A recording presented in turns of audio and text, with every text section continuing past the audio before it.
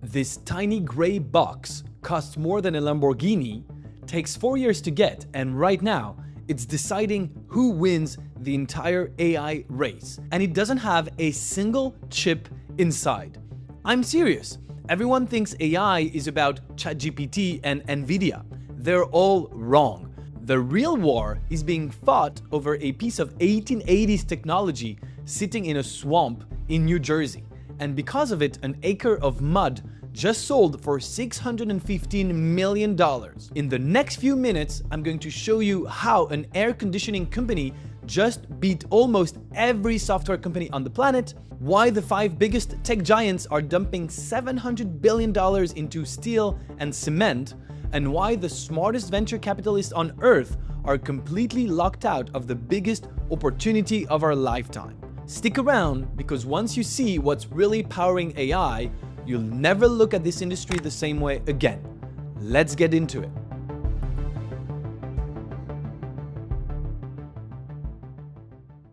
Let's start with a question that sounds stupid. Where physically is the internet? Maybe you've seen the memes, the cloud is just someone else's computer. Well, that's true. In fact, a big chunk of the financial internet, the part that moves money all over the world, physically lives in Secaucus, New Jersey.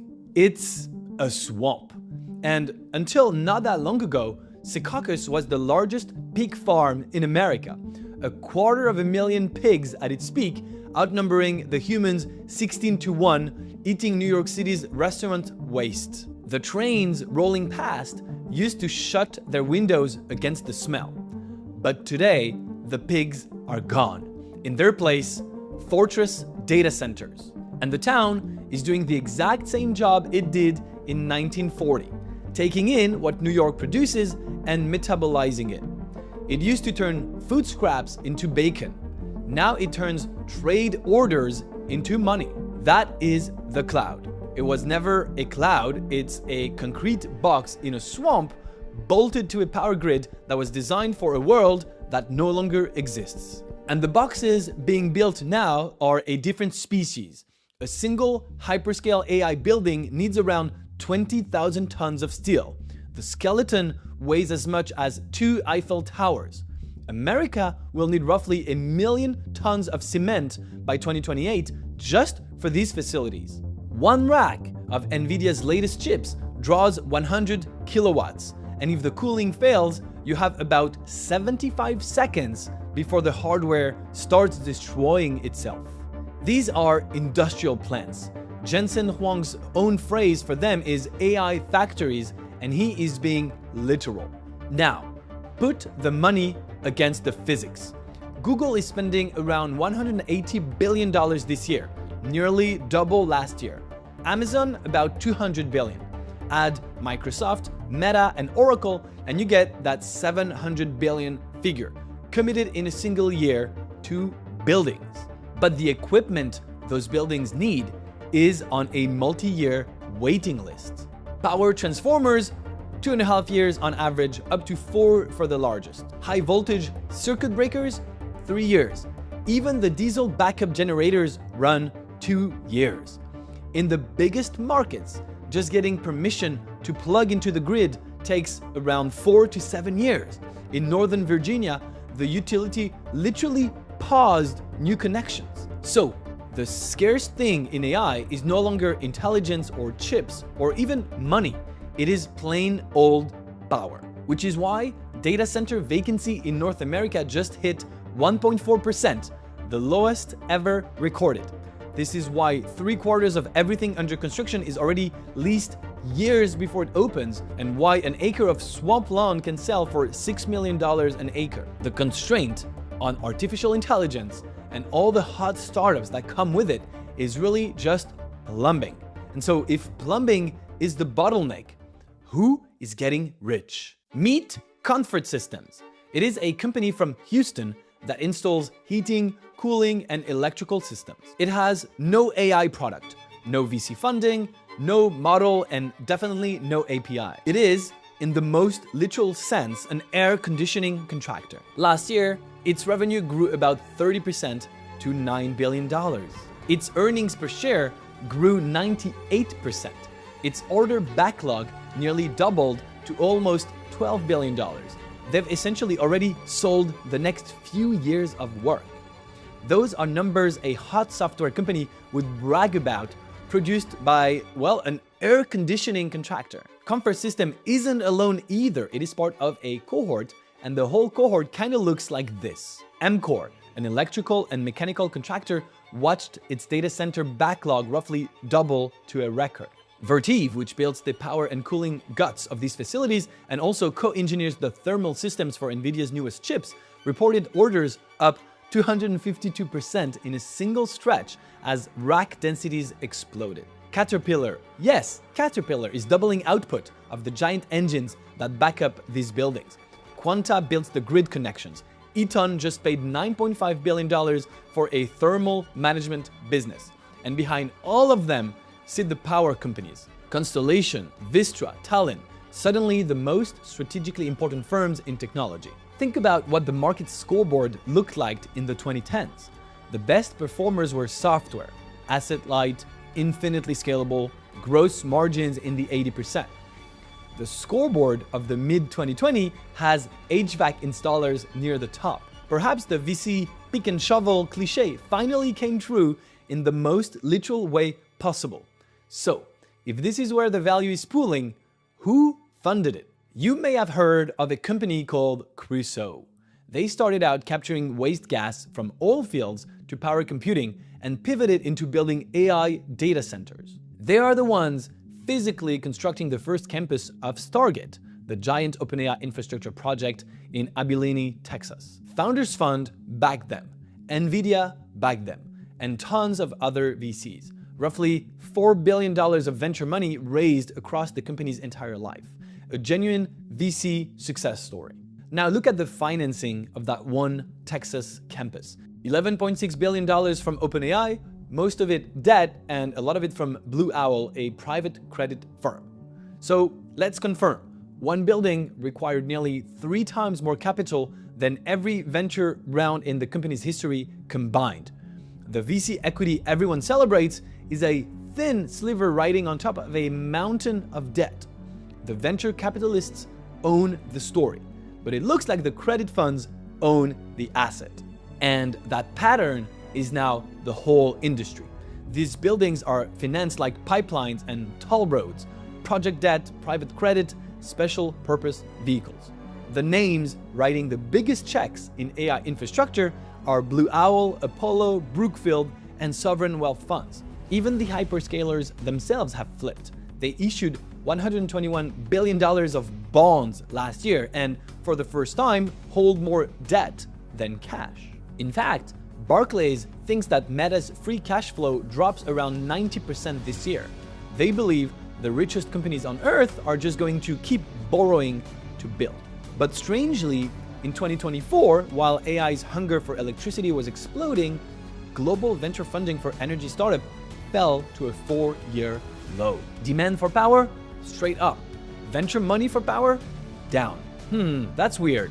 The single biggest capital need of the AI era, and the startup industry's money walked the other way, piling instead into a handful of AI labs big enough to absorb it. Sadly for VCs, this is just structure, not stupidity or missing an opportunity. When it comes to opportunities like this, VCs are, for the most part, locked out. So here are the 4 reasons why venture capital cannot own the steel, and each one is a wall. The first is time. A venture fund has to return money in about 10 years. A substation, a campus, a reactor is a 30 to 40-year asset. You cannot hold it long enough to be right about it. Second, the shape of the returns. Venture math needs one investment that pays 100x to carry all the failures. A transformer factory or a fully leased data center produces utility returns. 8%, 10%, dependable, contracted, boring. There's no fund returner hiding in a cooling loop. Recently, I made a video about lean AI startups breaking venture because they no longer need the money. This is the same crisis from the opposite direction. The software companies need too little capital, the physical layer needs too much. Third is the check size. A single campus now costs more than most entire venture funds, and the equity slice on top of these projects gets priced by infrastructure investors at infrastructure multiples. There's no story you can mark up 20x for your LPs. Fourth is the skill. Underwriting a grid connection queue, water rights, and construction contracts is a real profession. The people who can do it, Brookfield and Apollo, for example, are enormous companies with thousands of associates running the numbers. It is simply a different job. Now, to be fair, venture does have a seat at this table. We already mentioned Founders Fund owns a slice of Crusoe, though the secondary market currently prices that at a very heroic multiple with billions of debt stacked above the common. You can own the software wrapped around the steel, grid optimization, interconnection tooling, power management. And you can own the technology bets that might one day make the steel obsolete. Fusion, small modular reactors, radically distributed energy. Those are venture-shaped because they are binary bets on an invention, and there is a lot of capital there too. Just the other week, European Proxima Fusion raised 411 million euros, marking the largest ever private investment in European fusion with strategic investors including Google. So the honest summary is this: venture can own the software around the steel and the moonshot against the steel, but it cannot own the steel. Which leaves a somewhat uncomfortable question hanging over the whole industry.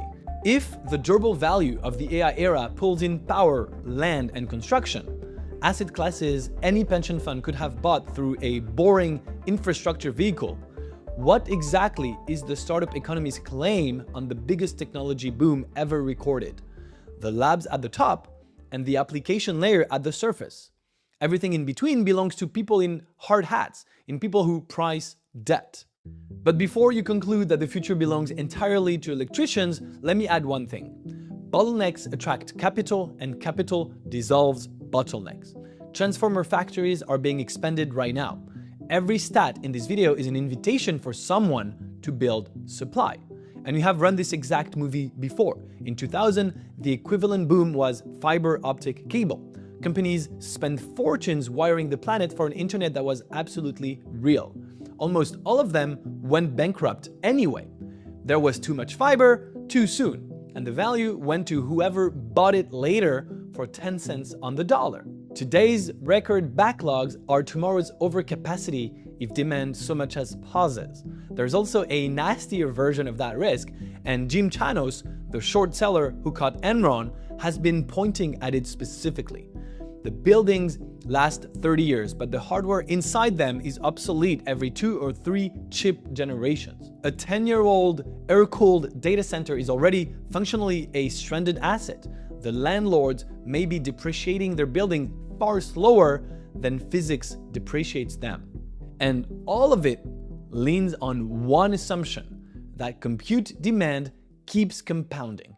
If model efficiency keeps improving the way it has, or the application layer disappoints, those multi-year backlogs can unwind fast, and the entire industry cohort derates altogether. Every technology boom eventually touches the ground. The railways touched it as steel track. The internet touched it as fiber in the dirt. AI is touching it as transformers, water rights, and concrete poured over old pig farms in New Jersey. And every time, the same thing happens. The glamour is at the top of the stack, while the money pools at the bottom with whoever owns the physical, permitted, or scarce thing that everyone above them needs. The paper that started all of this was called Attention is All You Need. 8 years later and $700 billion later, it turns out attention was never quite all you need. You also need a gray metal box, a 4-year waiting list, and a place to plug it in. Thank you for watching. Don't forget to subscribe, and I'll see you in the next one.